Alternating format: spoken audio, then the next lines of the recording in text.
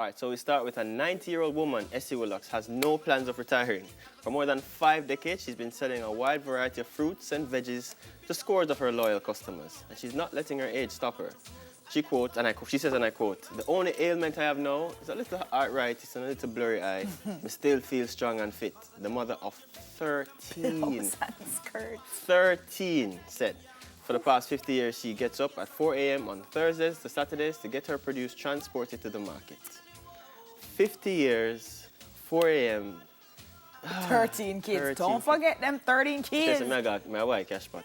With what? 13? 50, 4, 50 13. is not in cash pot. 50 50 in cash pot, right? Oh. What's the chef in face?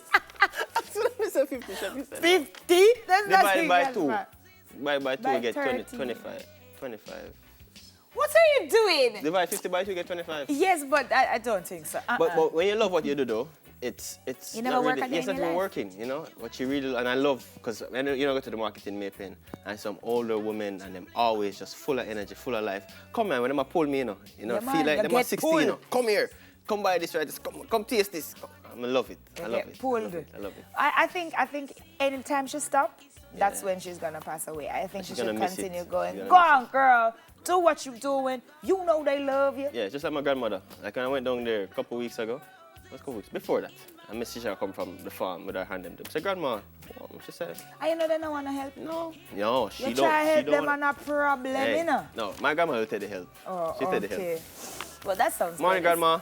Hi, Grams. It's nice to start off the morning with something nice. Yeah. Yeah. All right, next up. A Jamaica Defense Force soldier was in for a rude awakening on Wednesday night when he walked in on his spouse, a policewoman, in the company of one of her male colleagues at their marital home in Greater Portmore.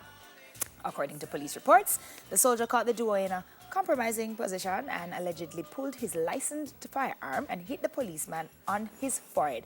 Hit the policeman with a gun, before shooting him in the left shoulder. The lawman ran away from the home, leaving his firearm behind. He was assisted to the Spanish Town Hospital by a passing motorist.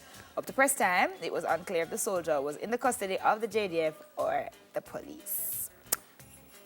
Yeah, Sigh. a lot has come out since then, because I think the incident happened on forward. Thursday. A lot has come out since then. Wednesday. Was it Wednesday? Yeah, Wednesday. A lot has happened since then, and he is in the custody of the JDF. But this one kind of tough though, you know. And the reason being because these are people who... First up, Mighty. And the reason why it's so close because I know one of the person. Oh. Yeah. Ooh. So it's... Ooh, extra. You know, it's a serious thing. So... My thing is, right? Them people here practice for aim all the time. Not true, right? Yeah. So I never did that shoot for killing. If him did that shoot for killing, I would have killed him. That's what I believe. And with how things are now, and with how things have been in the past couple months, in a situation like that, it could have only, in your mind, it could have only ended one way. Yes, yes. Or should have only ended one way. This is much better than that alternate, ending. So I'm grateful that no lives were lost. I'm grateful that everybody's okay. But guys, I run some risk within a life. I'm just saying, you gotta be careful. You have to be careful. Yeah, No, it's always, let me tell you, if you put yourself in a compromising position, it's always a risk. No, it's not just that, you know, it's the fact that it was in the home that they Wherever occupied. she did it wasn't supposed to be done. But still though, in your marital home, it's kind of, that just make it even worse. But then in the same breath, Mr. Soldier Man, you have to hold the faith and but control it's hard yourself. though, but that's hard. That is hard, you know. If I come home and see my wife, you know, not my wife, not my girlfriend. Your wife? Yeah, my wife. wife. We get it. Your wife and not married. The emotions that come with that, it's hard to control those emotions in the moment, you know. I understand. But he did, that. in my opinion, he did a good job controlling that emotion. You think so? Yeah, man. Because it could have gone the other way. It could have gone the other way easily. Could have easily gone the other way. It could have, yeah. yes. And I'm glad it didn't. I'm really glad it didn't. But for all the parties involved, we are glad that nobody, it wasn't a tragic event. Which is sad about the state of affairs and what happened, but I'm glad that nobody never did. Oh. That one is tricky. Yeah. Sorry. But I mean, I'm sure the courts will deal with it. I'm sure the So, JDF will deal with it. That's a question Yeah, that I was gonna ask. Is this a situation where he has to be judged by the JDF? Like he doesn't have to go through the actual courts. I think it goes through the JDF. Right. Because he had called his. It doesn't go to court. No. It goes through the JDF. I'm not sure. We're gonna have to find that out Yeah, and but- let you guys know. I'm not sure how he will be.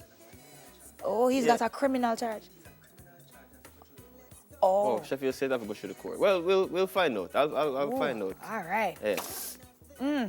Next one. So this one hits kind of close to home because, as everyone knows, I'm from Mandeville, and this one is really close to the town. 4 people have been hospitalized with third-degree burns, and 3 others are now nursing minor injuries following a major explosion at the Fesco service station located at the intersection of Perth and Caledonia roads. Yesterday, social media exploded after videos circulating of the gas station engulfed in flames. According to the Gleaner, it appears that the car was being jump-started while gas was leaking from the gas station, which may, and they speculate, would have caused sparks igniting the blaze. So you're looking at videos now of the incident, and just to let people understand why this was so close to us, our crew was there, Delia and Berger. Delia and Berger, crew all of the RGR crew and the was cross just country, left they were just for cross country. And I spoke to Delia, said she was the last person from the team to leave. And just to see these images, because I know that gas station, I go there all the time. And just to see these images, but looking at the videos that led up to this, I really feel I'm disappointed. You know why? Because you could vividly see, clearly, gas leaking and people just going about their business like it's a normal day. Like there's nothing wrong. People coming in, getting gas, people walking by. And I think it's a lack of awareness in our country that this issue highlights a whole lot of other things that we're struggling with. Because if something like that can be happening and there's no caution tape, say, all right, don't come here. We're trying to, get the situation under control. And people just go about the their business. management of the gas station should have closed the gas station from there is any kind of gas leak of any sort anywhere. It should have been cordoned, and everybody should have been told you cannot use the gas station. I'm over water. You say greed. Greed is that thing, But it's not just greed. Greed or lack of knowledge, whichever it may be. I wouldn't say it's greed entirely. We have a nature in Jamaica. Where anything goes and we're casual about everything. We're very casual. My friends in the States, they joke about it all the time. Jamaicans are very casual. Nothing at all bothers us. Even when it's clear and present danger, nothing bothers us. Unless it's your life, yeah. Unless it's... Oh dear. But I'm serious. That was a joke, man. But I honestly think that the management and come on, I find it hard to believe. I'm sorry, Dwayne. I find it hard to believe that you don't understand that if gas around, the place will happen. And if gas around, don't walk going to the place. Guys, it's just them awareness, say what have to man. come on for the trending topics thing, but I'd love to hear what you have to say. So if you want to talk about it some more, you know where to go. Go to our social media pages and let us know how you feel about it. But for right now, that's it for the trending topics. We'll be right back after the break. Let me buy a biscuit.